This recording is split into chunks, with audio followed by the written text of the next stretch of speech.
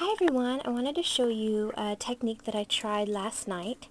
I saw on someone's video on YouTube a while back where they had taken an aluminum can and cut it open, and she used um,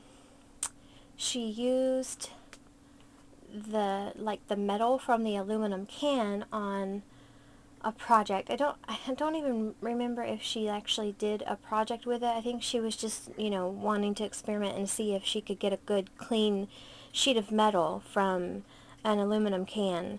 And so her video was showing how she cut it open. So I decided to try that last night. And by the way, if you know whose video that was, or if you've seen that before, if you wouldn't mind, if you could just leave it in the comments below, because I really want to give credit where credit is due, and I have no idea who that was. So anyway, let me know if you know. So this is what I did. I kind of took it to the next level and did some more embellishing on it, because whenever I recycle things, I don't like having just like bare stuff around, just sitting around waiting to be embellished or whatever, because I forget about it. And if I forget about it, then that means it just turns into clutter.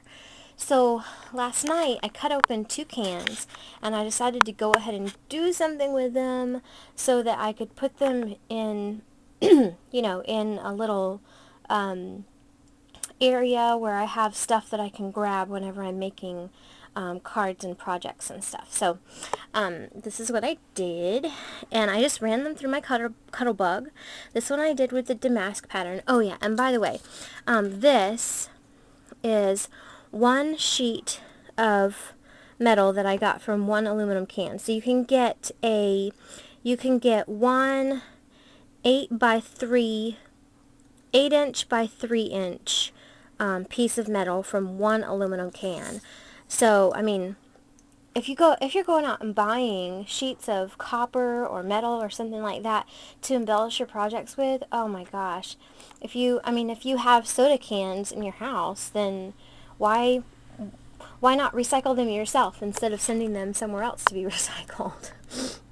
I mean, you paid for it, right? So anyway, I've been using, I used the Cherry Coke Zero cans. This is 2 of them. And on this one I did a damask pattern through the cuddle bug, and you can't see it on here. Actually, you might be able to see it on the edges. I don't know if you can see. On the very edges, I went in with my my slate alcohol blend or alcohol ink, and I'm gonna turn on another light here. And yeah, I mean, you can barely see it on the edges there, but I mean, I did the whole thing with the alcohol ink, but you can't tell. It kind of just made it look like brushed metal in a way. So that's that one. And then there was this one. This is the first one that I did. I ran that through the cuddle bug, and then I took like 2 or 3 different alcohol inks, just went over it. I found that I really like doing, let's see, what would it be? Where you like put this is not what I use, but I don't have it near me. You just put your thing down and then you twist. And so I just went like that, like up and over and around. And then I kind of just, went like this. I just kind of dabbed everywhere. And then I went back in with my blending solution, and I just put a drop, like this is 1 drop. This is 1 drop, and this is actually a drop that I made sure that it went like right on the corner, because I didn't want it to go too far up here. 1 drop of alcohol, or of the blending solution for the alcohol inks, is like, it will go a very long way. So this was the first drop that I did, and when I saw how far out it went, that kind of helped me you know, gauge where to put the other ones, but this is probably one of my favorites.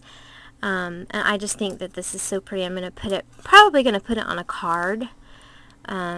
So anyway, and then this was the next one that I did. This one I actually used Stays On ink because I wanted to experiment with some different, you know, some different things besides just the alcohol inks. I'm really sorry about this lighting here. But anyway, I just, you know, I took the actual Stays On pad and I made sure that this was flat, and then I just rubbed the pad over the top, over the dots. And then I took the pad, the Stays On ink pad. This is brown, by the way. It was timber brown. And then I took the ink pad and distressed the edges. I just, you know, took the actual ink pad and ran it along the edges. And I really liked the way that this you know, the way that it kind of brushed a little bit onto the background instead of just on the dots. I think that makes it a little more characterized in a way. So I'm really happy about that, how that turned out too. And like I said, this is just, I mean, it's Cherry Coke Zero aluminum cans. And I just rinsed them out in the sink first and kind of like shook around the water so that all of the soda would come out.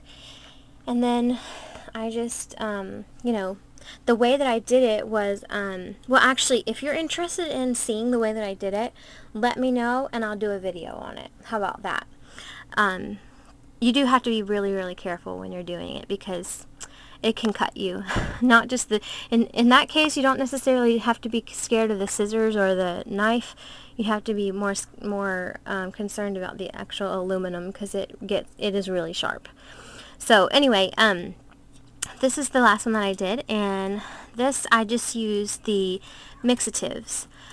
This is the copper mixative and the pearl mixative, and you can't really see the pearl very well in the background. Whenever I did the pearl first, and sorry about my dog barking in the background, but I did the pearl first, and it really just gave it a very matte look, so it like really looked like brushed metal.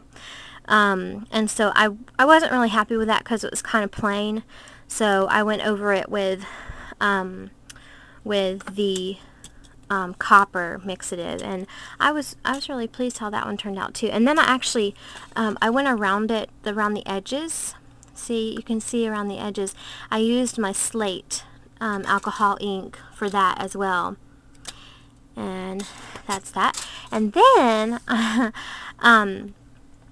had gone into the kitchen, and I saw that we had a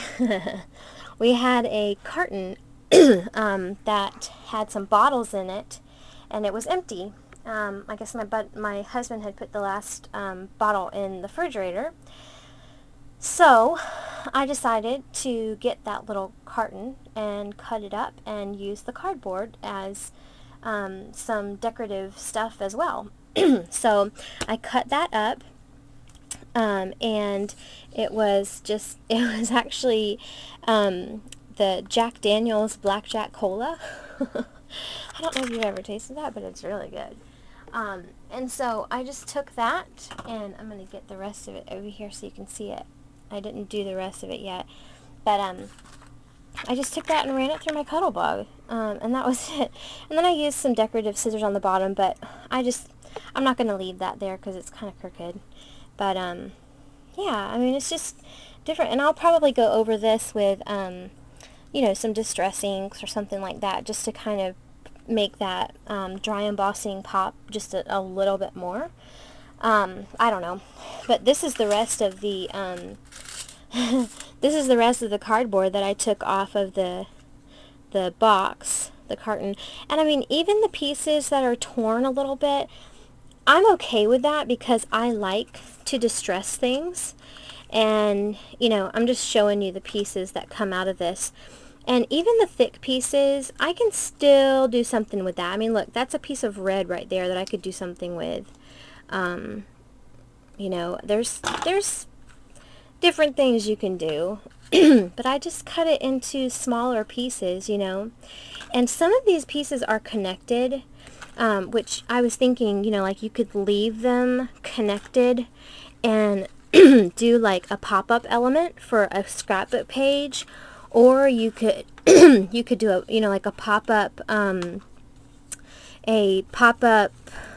card with it or something like that.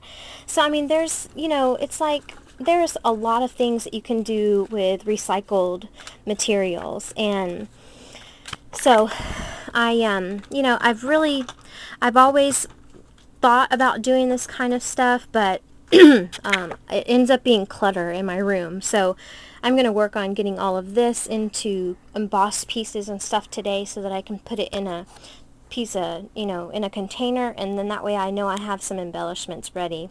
So that's it. I'm going to run out of time. Talk to you soon. Bye.